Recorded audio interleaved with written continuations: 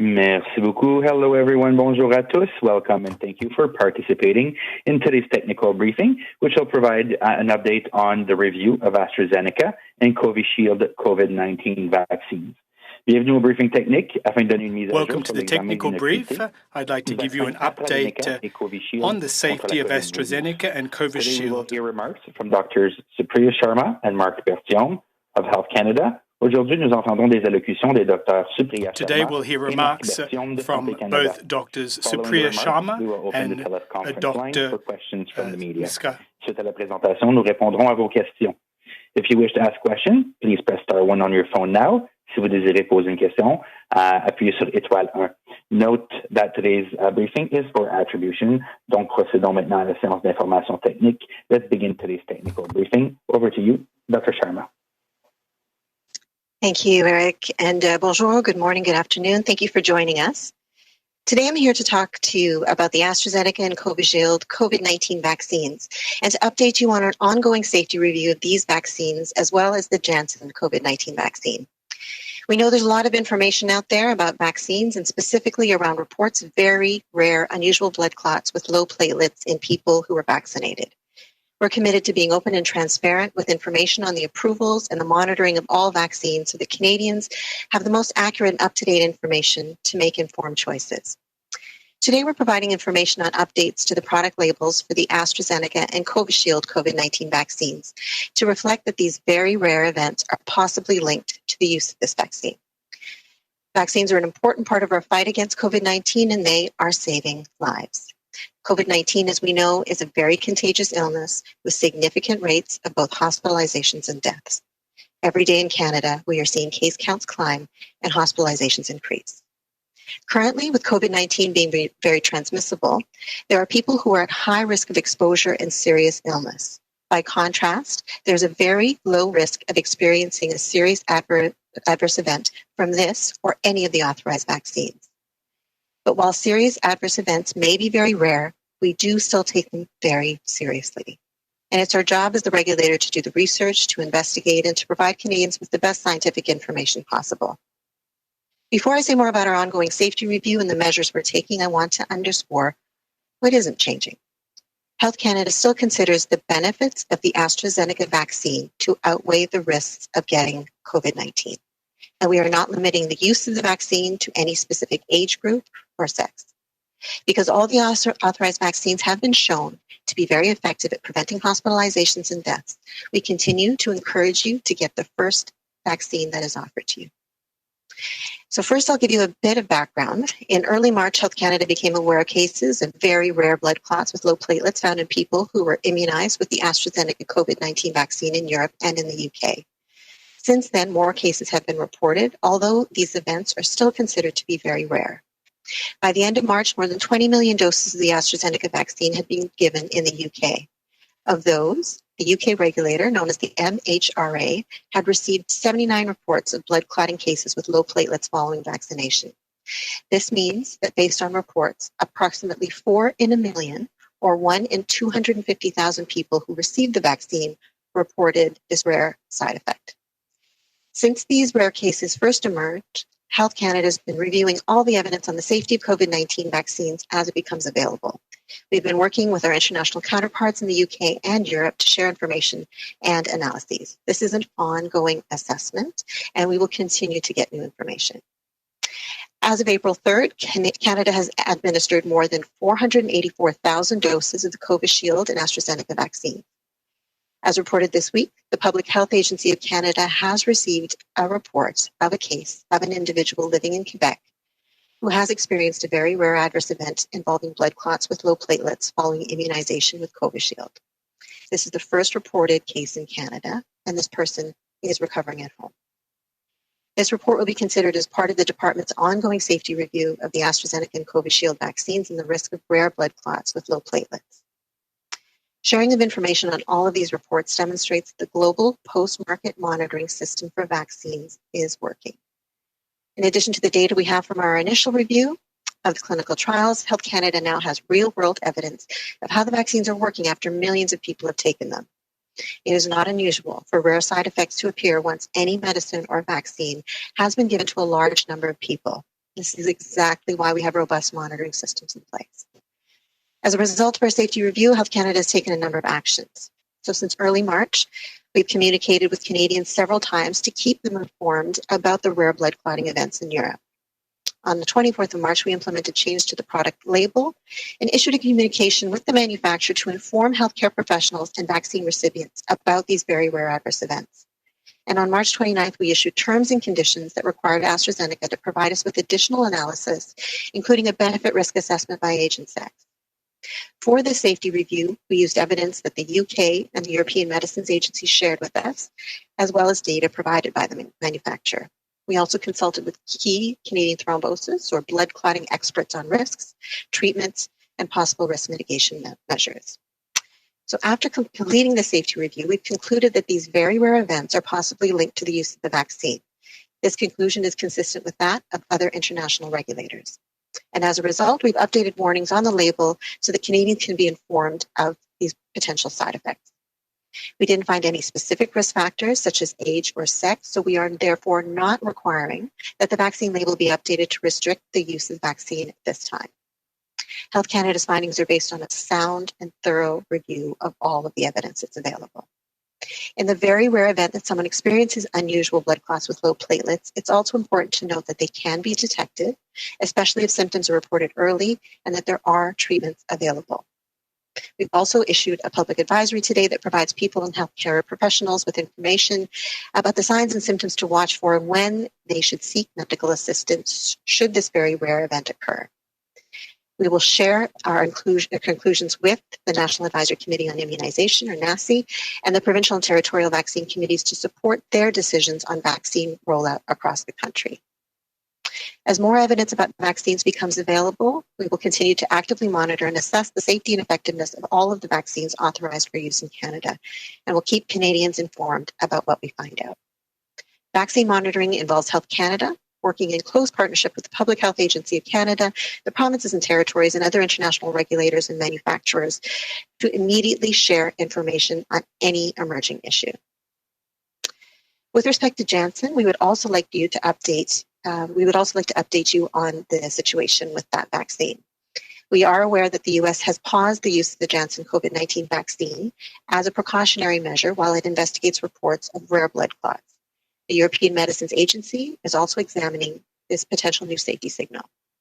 This appears to be very rare, with 6 cases of unusual blood clots reported following 6.8 million doses of the Janssen vaccine administered in the U.S. We've already asked Janssen to provide information on any cases of these rare blood clotting events. While the Janssen vaccines are not yet in use in Canada, Health Canada is following this issue very closely and is working with the manufacturer, the US FDA, the European Medicines Agencies, and other international regulators to examine it and will take any action if necessary. Based on the safety review of the AstraZeneca vaccine, what is Health Canada's advice?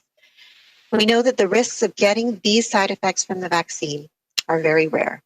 And we know that the risk of getting infected with COVID-19 and potentially experiencing serious health consequences, hospitalization, or even death from the disease are very real. Health Canada wants to reassure people that the AstraZeneca vaccine continues to be safe and effective at protecting them against COVID-19 and that the benefits of immunization outweigh the risks.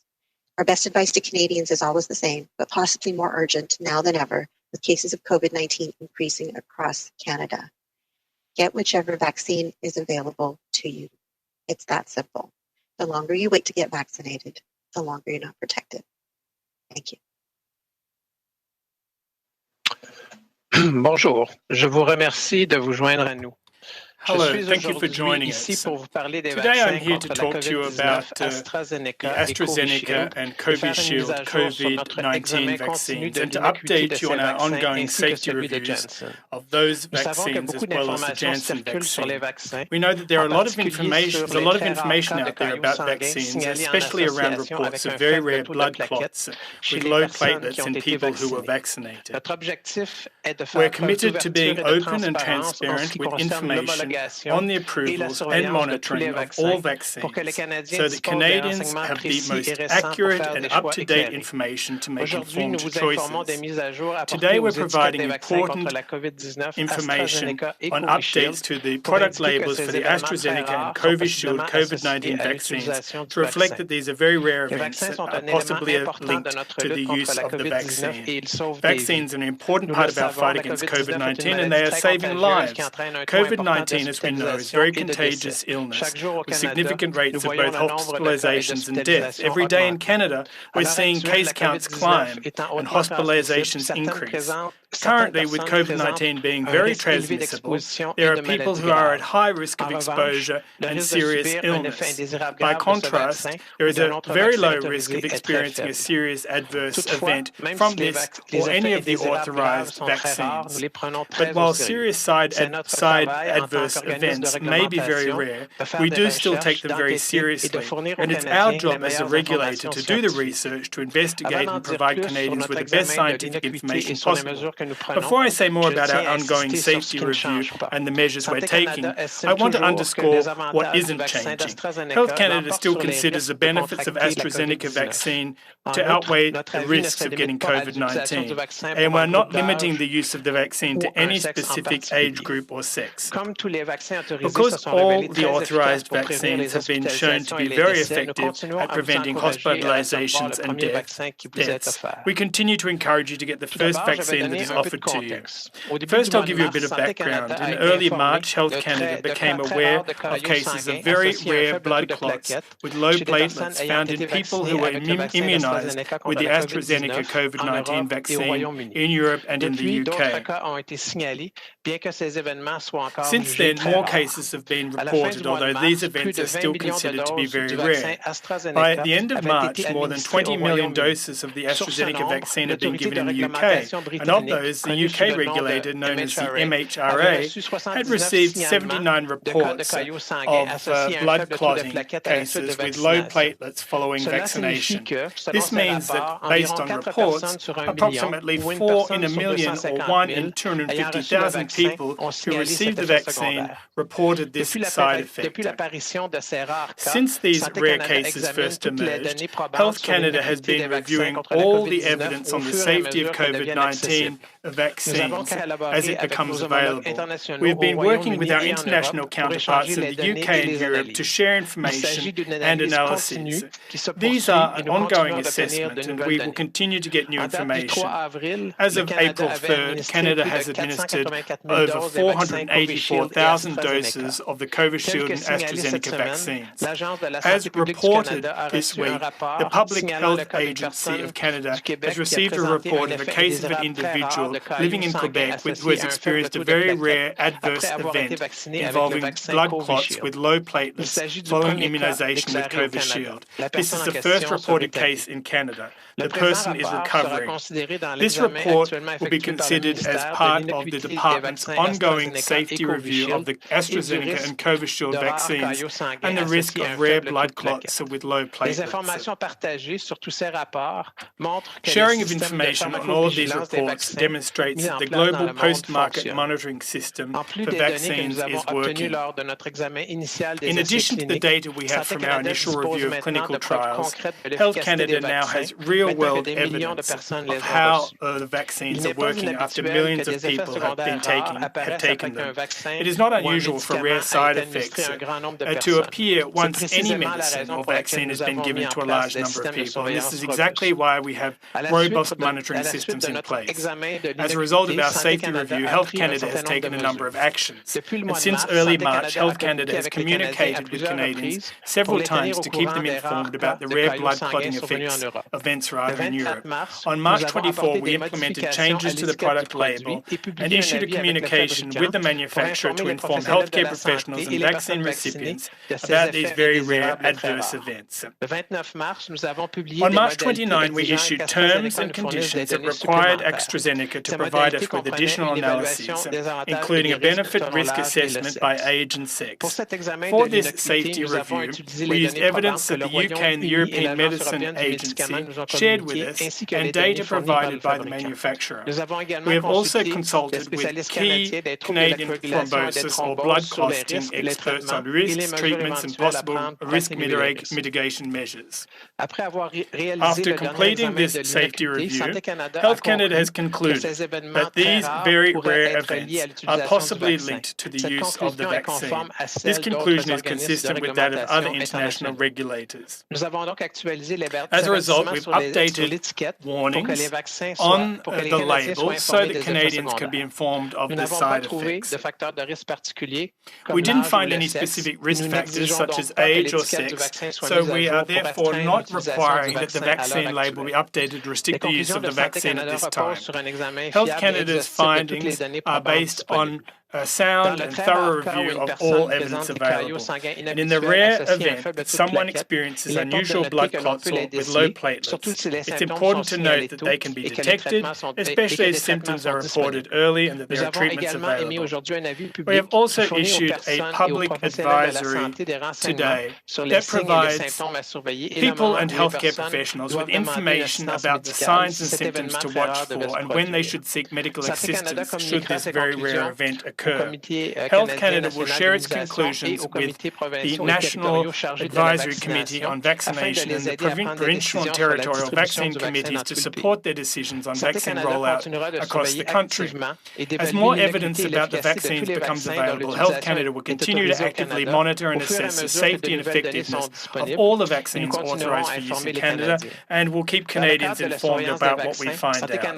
Vaccine monitoring involves Health Canada working in close partnership with the Public Health Agency of Canada, the provinces and the territories, and other international regulators and manufacturers to immediately share information on any emerging issues. We would also like to update you on the Janssen vaccine situation. Health Canada is aware that the United States has paused use of the Janssen COVID-19 vaccine as a precautionary measure while it investigates reports of rare blood clots. The European Medicines Agency is also examining this new safety signal. This appears to be very rare, with 6 cases of unusual blood clots reported following 6.8 million doses of the Janssen vaccine administered in the US. We've already asked Janssen to provide information on any cases of these rare blood clotting events. While the Janssen vaccine is not, or vaccines are not yet in use in Canada, Health Canada is following this issue very closely and is working with the manufacturer, the US FDA, the European Medicines Agency, and other international regulators to examine it, and will continue to take action if necessary. Based on the safety review of the AstraZeneca vaccine, what is Health Canada's advice?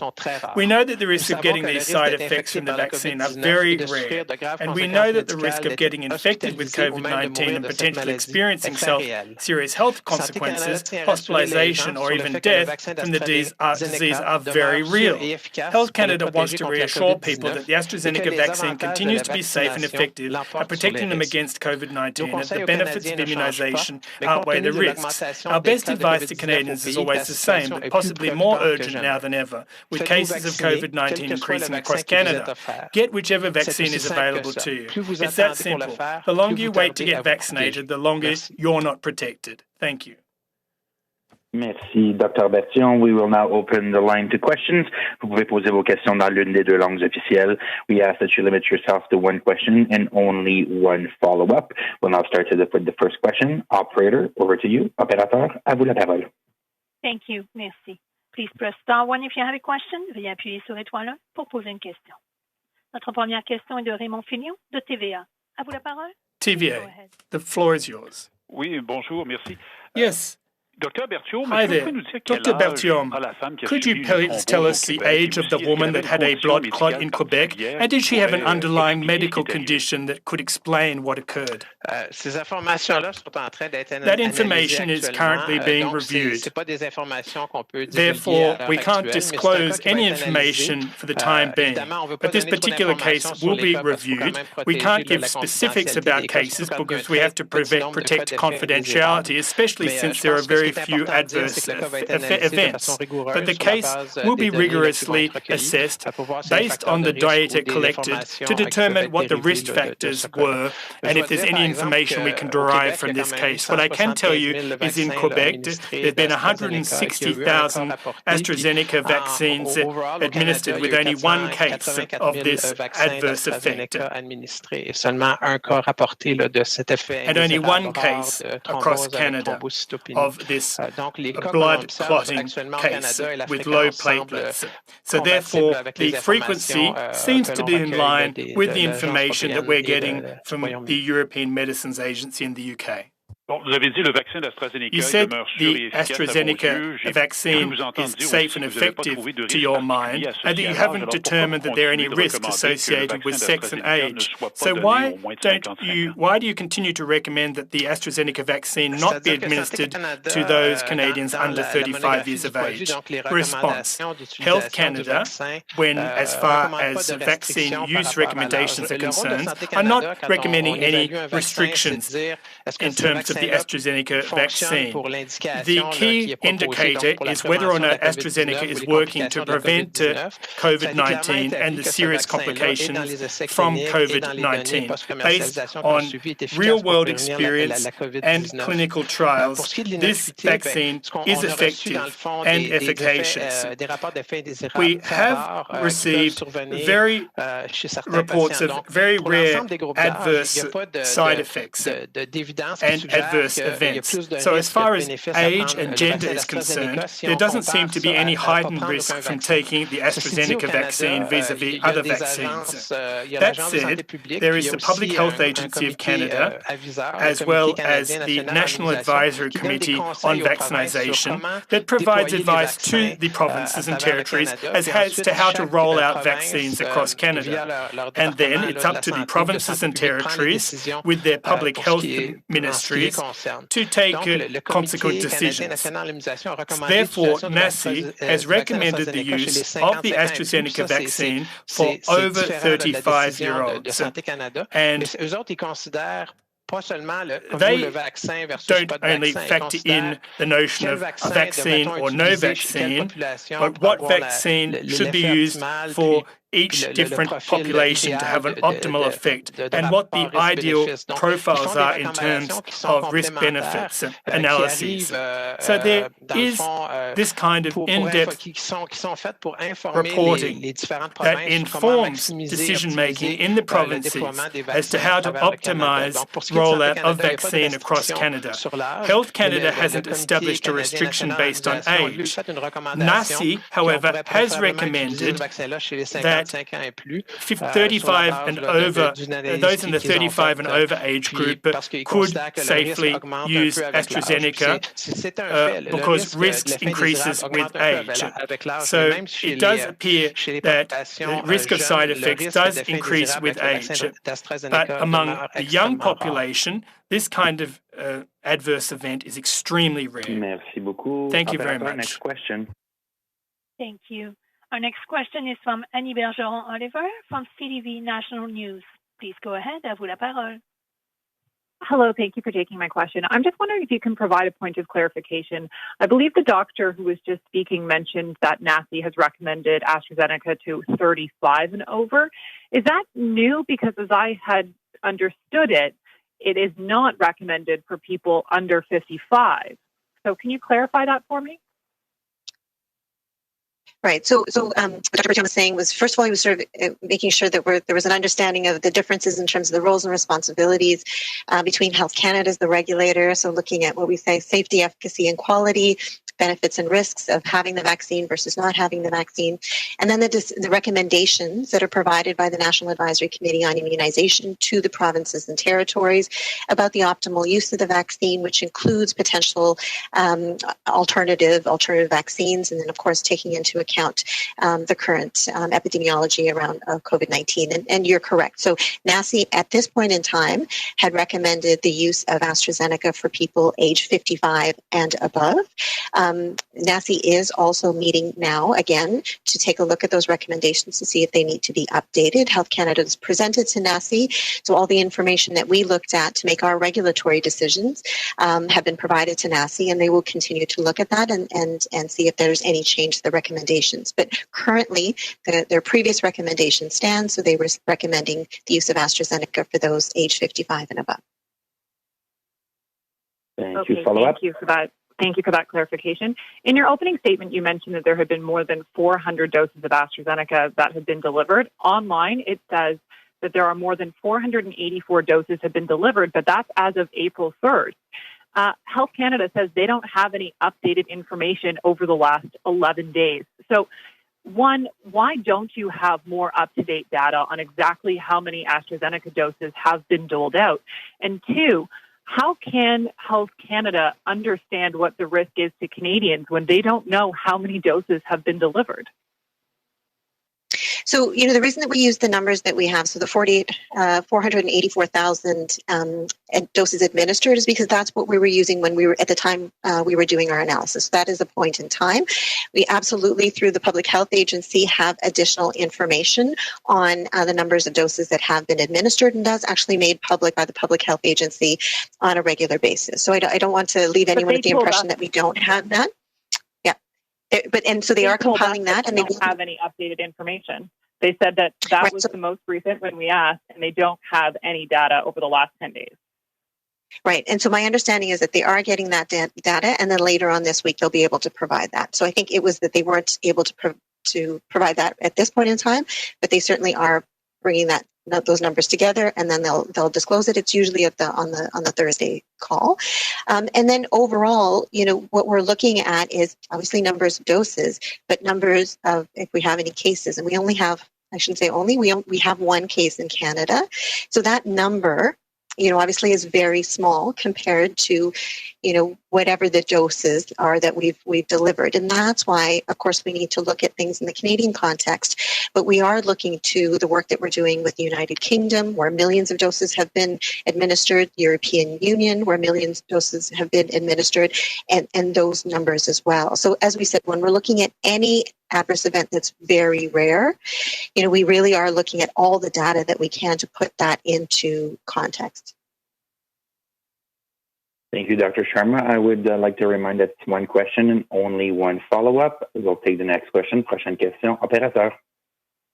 Thank you. Our next question, notre prochaine question est de Catherine Lévesque de la Presse canadienne. Catherine Lévesque, la Presse canadienne. The floor is yours. Oui, bonjour, docteur. Yes, hello, doctors. Dr. Berthiaume, if we've understood correctly, well, what is actually changing as of today? I understand that the labelling is being changed and recommendations to physicians, but Health Canada isn't changing its recommendations vis-à-vis AstraZeneca in any other way. Is that correct? Response. Well, you're right. Our basic core decision has not changed. We believe that for all age groups, the benefits of being immunized with AstraZeneca against COVID-19 outweigh the risks of not being vaccinated. That said, we have made changes to the labeling and also the precaution advisories or notices.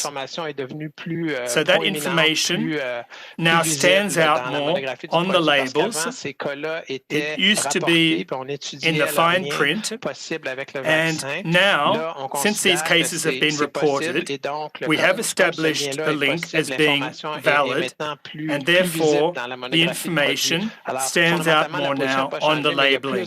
So therefore the information hasn't really changed, but the information stands out more on the labeling, and physicians are being advised accordingly. Puis, est-ce qu'on en comprend que, bon, so is the takeaway from that given the most recent information, NACI might in fact end up changing its recommendations for under 55-year-olds? And do you get the sense that that might actually occur? Response. Well, there are a number of NACI members who have said that in the upcoming days, based on the scientific data provided by Health Canada and their own analysis, that they might in fact amend the recommendation. And the co-chair yesterday intimated that it may or may not have to do with the change to the age-related recommendations. But that's up to NACI. But what I can tell you is that they are currently reviewing their initial analysis. And Health Canada's information has been shared, of course, with NACI so that they can make the well-informed recommendations. But once again, Health Canada looks at the risk-benefit analysis of a product, its efficaciousness, its safety. There is a peer-to-peer assessment of other similar products done, and we determine whether the risk-benefit profile needs to be reviewed. And therefore, these are two parallel roles, and I think that some of the public's confusion has to do around with the fact that Health Canada is doing one thing and NACI seems to be saying another thing, but they play a complementary role, as I just said. And any risk analysis, as I said, is complementary. But we're working together toward the same goal, and that is to ensure the health and safety of Canadians and combat the COVID-19 virus. That's why we're trying to be as clear and transparent as possible in explaining the roles of both organizations. Thank you very much, Dr. Berthiaume. From Mia Robson from the Canadian Press. Please go ahead. À vous la parole. Yeah, good morning. I'm wondering if you could talk a little bit more about the incident rate, because the numbers seem to be different depending on who you get them from. Denmark said today they think it might be 1 in 40,000. Germany said 1 in 100,000. You're saying 1 in 250,000. Do we have any sense of why these numbers are all over the place? Right. Well, I think first of all, these aren't incidence rates. So when we talk about incidence rates, it's really, the incidence of that event happening in the population. I think the first thing to talk about is that we're dealing with reporting rates. So reporting rates means that somebody has seen an adverse reaction, has made an association that it possibly could be related to the vaccine. It's within that period of time and then reported it in. So I think that's one part of it. And that's the reason that you're seeing different numbers, because depending on the country, if they're looking at the numbers of reports they're getting over the numbers of vaccinations that they've done, when they're looking at the cases over the numbers of vaccinations, that can vary. And when you're seeing very small numbers of cases and very rare events, a change of 1 or 2 cases can actually make a big difference in terms of the overall reporting rates. We're using the 4 in a million because we feel that the United Kingdom data set is the one that seems to be the most complete. So they've delivered the most doses of AstraZeneca. They have a very good post-market monitoring system in the UK, and they actually have a good central database in terms of the numbers of vaccinations that were delivered and where they were. So that's why we're using those data. I think in general, if we're looking at a range, most people are coming to the conclusion that it's a range of between 1 in 100,000 and 1 in 250,000. But again, those numbers will shift as we get more cases and get more information. But because they're very small is why we're seeing those differences. Perfect. Thank you. And I'm also wondering, so I think you were answering a little bit about what was changing today in French to Catherine, but you said that you updated the label on March 24th, and yet you're updating it again today. I'm wondering if you could explain what changed then versus what's changing now. And also, last week I was hearing from people who got the AstraZeneca vaccine in Ontario in particular, who were given zero information about the risk of blood clots. And I'm just wondering what you are providing and what provinces should be providing to patients when they get this vaccine, so they are both making an informed decision to get it and also know what to look for afterwards. Absolutely. So where we were when we first heard about these rare events is that we knew that that they occurred. There wasn't necessarily a link between the vaccine and those adverse events at that point in time. So we did initially we updated the product monograph just to reflect that these reports had happened. And it was very similar to what we did for allergic reactions. So we said that at that, the early point in time that there had been there is a risk of it, but there hadn't been any reports. When we did have real world evidence of reports, we've added that. What we're changing today is that we feel that there is a stronger link between these adverse reactions and the vaccine itself. And so we've changed it from, that there are some reports out there that may or may not be associated with the use of the vaccine to we believe that we moved them to the section on the warning. So we've created a section in the product monograph that talks about thrombosis or clots with thrombocytopenia or the low platelets and provided information about the cases that we know about. In addition, in that section, we do say that if somebody has had what we call a central venous sinus thrombosis, so this unusual clotting reaction that's in the veins around the brain, or if they've had a reaction that's similar to what we think is the mechanism for this, which is a heparin-induced thrombocytopenia, so that's clots with the low platelets, that they have that discussion with their practitioner about whether or not they should be taking this vaccine. And we've also added information to say, if you are a person that has had this reaction, so if you've had the AstraZeneca or the COVID vaccine, and you've had this very rare reaction of an unusual clot and low platelets and it's been diagnosed, then you should not get the second dose. So that's what's changed. But that's why, in the opening remarks, we wanted to make sure that we've highlighted what hasn't changed, right? That the benefits still outweigh the risk. This is still a useful vaccine in terms of a tool in our toolkit. And so we wanted to say that. The second part in terms of information to both people that are getting the AstraZeneca vaccine as well as practitioners. I mean, we have put the information out about what to look for in terms of signs and symptoms. And I think the fact that this one case that we have in Quebec, the fact that people did recognize that this was an unusual clot that could be associated with the vaccine, it was diagnosed, the appropriate blood work was done, the appropriate treatment was given, and that person is now recovering is part of making sure that it's a sign that the system is working in terms of getting that information out there, even before we had even one case in Canada. Now, we realize that, of course, as the vaccines are rolling out, we want to make sure that all that information is available. So we have that information on our website. All the updates in the product monograph are on the portal as well, the Health Canada portal for vaccines. We've worked with Thrombosis Canada to put additional information on their website. We put out the public advisory. There's certainly a lot of work that's being done with other groups on clinical practice guidelines. So we know in Ontario that the Science Table has put together, what to look for and how to treat. And so that's available as well on various websites. We've also, today put out a public advisory, again, sort of stating what we've done in terms of the changes to our product monograph.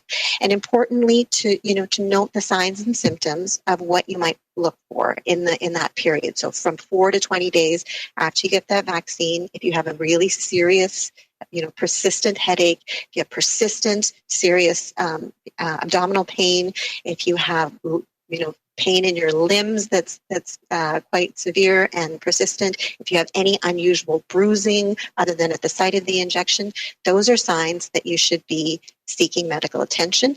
And again, when we're talking about things like very severe headaches that continue and are persistent, or very severe abdominal pain that's continuous, those are things that you should be seeking medical care for anyway. So we are trying to put as much information out there. Obviously things are evolving quickly, and certainly we've talked about the National Advisory Committee on Immunizations providing information to the provinces and territories, and the provinces and territories putting out information. So hopefully with that concerted effort, all of us working together, the most important thing is that Canadians have that information. There's a lot of information out there. There's a lot of noise. We know that Canadians they're smart enough. When they're equipped with the appropriate and accurate and timely information, that they can make the best choices for themselves about getting vaccinated.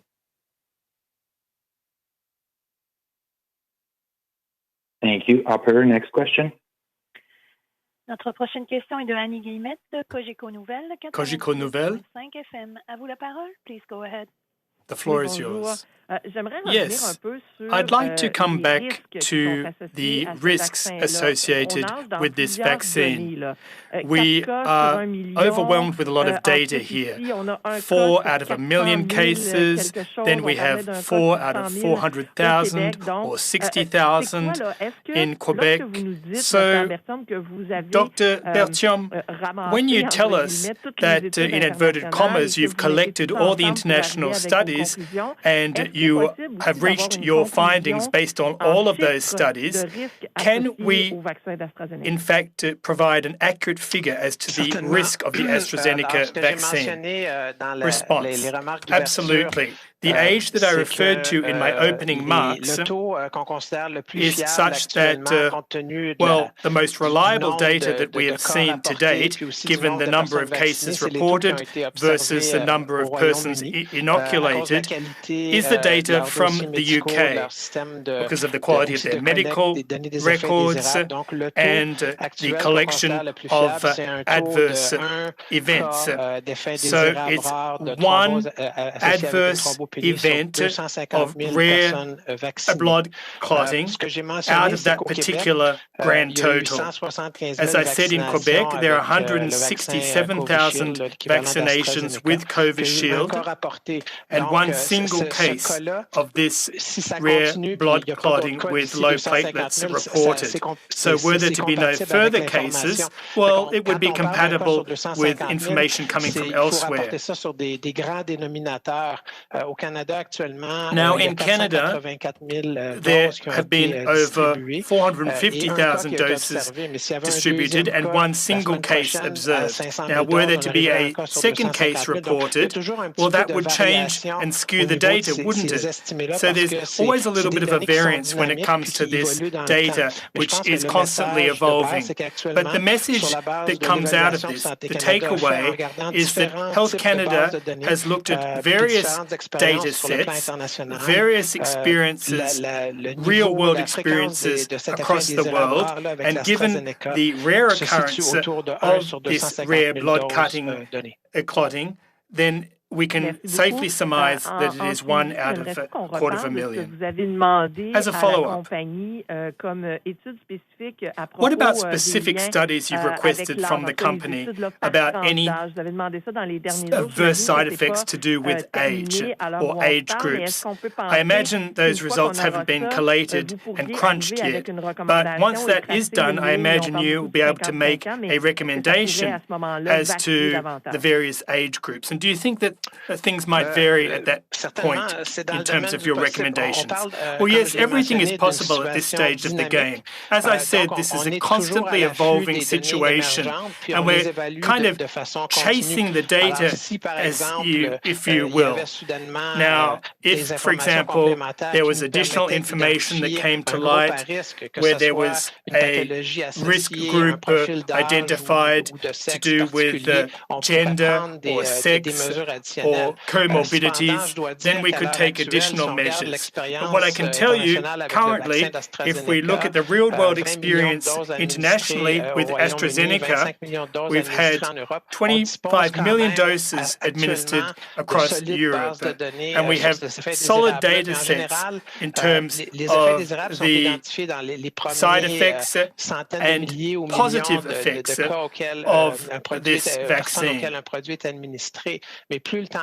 So over time, as more and more data comes in, and as our estimates and forecasts actually turn into real data, we may not be making that many changes. But that said, we do seem to have fairly robust evidence in terms of identifying adverse events. But as I said, the data continues to come in, and if we end up having to change our position, we will do so. Our overall objective is to keep Canadians well informed about our decisions and what our decisions are being based on. And if we see that there is a particular problem with a particular vaccine, we won't hesitate to take the regulatory action necessary at that time. Merci, Dr. Bertion. Thank you very much, Dr. Bertion. Next question, please. Thank you. Our next question is from David Thurton from CBC News. Please go ahead. À vous la parole. Hi, yes. My first question is just this. Maybe it would be helpful if, Dr. Sharma, you can tell us how the risk of blood clots from AstraZeneca compares to other things, such as maybe, birth control or other things such as smoking. Is there any way you can kind of break that down in an understandable way so Canadians can understand the risk of taking AstraZeneca and how it compares to other risks that we encounter day to day? Right. So, this is always a challenge, and I've seen the comparison in terms of clots associated with birth control pills, comparing that to what we're dealing with respect to these unusual clots with low platelets. And so the first thing that I wanted to say about that is that, it is difficult to kind of wrap your head around these large abstract numbers and relative risks. So that's the first part. We understand that. The second part of that is that it's really important to compare apples and apples and oranges and oranges. So with respect to the numbers that we've seen with blood clots and, the birth control pill, for example, those are not the same types of clots that we're seeing with the vaccines. So, and maybe just to take a moment on that, it's also that, so if you're a woman between the ages of 15 and 45, your risk of a blood clot is around 1 in 3,300. If you take a birth control pill, that goes to 1 in about 1,600. Some of that is just background rates, just the natural sort of incidence. If you are pregnant, it goes to 1 in 300. If you are right after your pregnancy, it goes to 1 in 100. If you are in hospital with COVID-19, your risk of having a serious clot is 1 in 5. So I think we just, if we're talking about clots in general, and we're talking about the sort of the risks and benefits in that area, obviously the risk of clots with regular clots with COVID is much, much, much higher than with other things that we talk about in terms of benefits and risk. And it's much, much, much higher than having this very, very severe clot. So then let's look at the types of clots that we're dealing with. These are extremely, extremely rare. And again, we're using 1 in 250,000 as an estimate. We look at what, another thing that it's like. So one of the hypotheses about what's causing this is really an activation of the immune system that then leads to platelets, these clotting things being activated, causing clots, and then because those platelets are consumed in the process, the overall count goes down. It's likened to what we see with heparin. Heparin is a medication that seems to trigger the same type of reaction. We still have heparin on the market, right? We still use it. We still use it for prevention. We use it in syringes, for example, to prevent clots, even though there might be alternatives to it.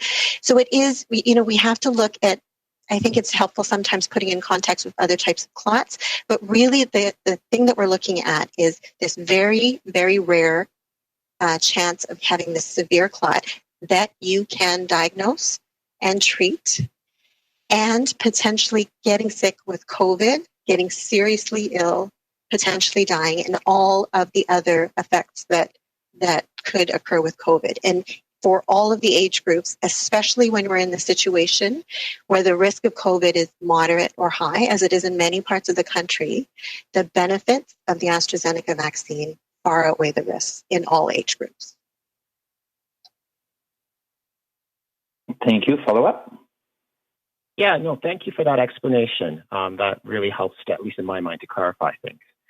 I wanted to get some clarification on something that Dr. Berthiaume said about NACI possibly considering changing the age eligibility for AstraZeneca. Did I hear correctly that it might change to 35 and over? Either Dr. Berthiaume or Dr. Sharma.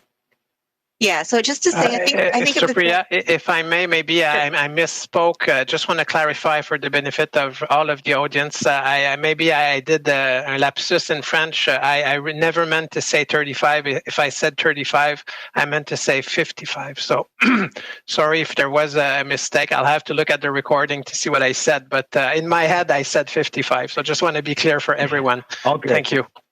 So I think, but just to clarify, so NACI is looking at it again. We presented our data to them, so they have the same summary data that we looked at, and then they will be providing their recommendations. So that may include a change in age, or they're relooking at the age, but also their overall recommendations about the optimal use of the AstraZeneca vaccine in the context of the current epidemiology, as well as the availability of alternatives. But but right now, their recommendation is still the same: AstraZeneca for use in people ages 55 years and older. That does not mean that it cannot be used in younger people. It is a recommendation. It certainly is up to the provinces and territories. There have been other times where NACI has made recommendations, and provinces and territories have decided to use either vaccines in different ways. So again, I think it's the public health side of things, making recommendations to the provinces and territories. And the other thing that I just wanted to sort of stress is that we're seeing this in all countries. So almost all countries have a Health Canada equivalent as the regulator, and a NACI equivalent as the body that provides recommendations on the optimal use of the vaccinations. On the regulatory side, so the comparable organizations from Health Canada, all of the regulators have basically been in line. They've noted that this might be an adverse event. They've noted that it's very rare. They've noted that they're continuing to follow up on it, but they haven't restricted the use to a certain age range or sex. But we do see in the public health side of things in the recommendations that different countries have taken different approaches on the rollout and the use of the vaccine based on their current local circumstances. Thank you very much. We have time for one last question. Une dernière question. Opérateur. Thank you. Our last question is from Ryan Tumulty from National Post. Please go ahead. À vous la parole. Yeah, I'm wondering if you can help me understand how health regulators, including yourself, quantify risk. Because you're talking about a risk of 1 in 450,000 of these rare blood clots, and we still have this age restriction in place on the use of AstraZeneca. And as you said a few times now here, the risk of dying of COVID is much higher than that. I think for a lot of lay people, it's hard to understand, especially with the news about the pause of the Johnson & Johnson vaccine as well, why you would take the drastic step of halting vaccinations for these vaccines when the risk of COVID is so high and the risk of these clots is so low. Right. So maybe I'll speak to the Johnson & Johnson pause in the United States first. So just to say that again, the regulator, the US FDA, has not changed their authorization of the J&J vaccine. It's the public health side that recommended a pause for a few days while they do two things. One is that they're convening a committee to take a look at those cases. But more importantly, they wanted to make sure that they gave people that were considering getting the vaccine information and the healthcare practitioners information. Now, in Canada, that's what we did as well.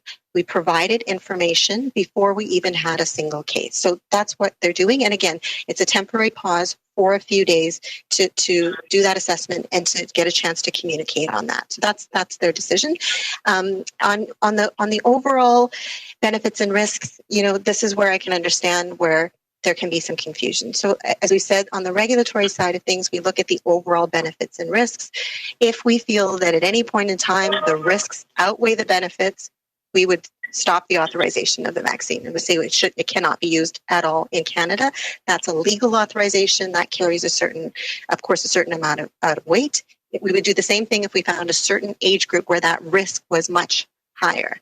Now, that's not the case. The recommendations on the public health side of things is not really on the risk of having this adverse reaction as much as it is on the risk of potentially having COVID, getting seriously ill from COVID, and having serious adverse events associated with that, or the risks. So it's not, again, there's very little change in the risk of this actual very rare adverse reaction from one age group to another, but there are significant differences in terms of COVID-19 and how they're affected. I think what we're seeing now is that we're seeing some shifts and we're seeing some changes in that epidemiology in Canada. And so that's exactly what NACI and other groups have to take into consideration. So for any individual, you have to take a look at their individual risk of getting COVID-19. So that's a combination of being exposed to it and then potentially having serious adverse events associated with it, hospitalization and death, and whether or not there's a vaccine available, which vaccine is available, and the benefits of that. So that's why it really is, like, I absolutely understand that everyone wants the quick sort of what's the bottom line, what's the hot take on it, but it is more complicated, and it is based on risks and benefits for different groups, for different individuals, availability of vaccines, and what we're seeing in terms of COVID-19 cases and incidences in across the country, and that may vary from place to place as well. Thank you. Follow-up, Brian? Yeah, just as a follow-up, I know you've said that you're limited by privacy rules when it comes to revealing the person, the age of the person who has seen these rare clots. I'm wondering if you can say, though, whether or not the person who received it is younger than 55. Basically, do they fall within the current restrictions for the vaccine? So the individual was a woman, and she was over the age of 55. We will not get any more specific than that because, obviously, with a small number case, with one case, you can potentially identify the person. So just to say that, and the person did not have other risk factors for this type of clot, and again, was picked up, was diagnosed. The appropriate lab tests were done. The appropriate imaging was done. She received appropriate treatment and is now recovering at home. Thank you very much, Dr. Sharma. That will be all for today's technical briefing. C'est ce qui met fin au briefing technique pour aujourd'hui. Passez une belle journée. Au revoir. Merci. Thank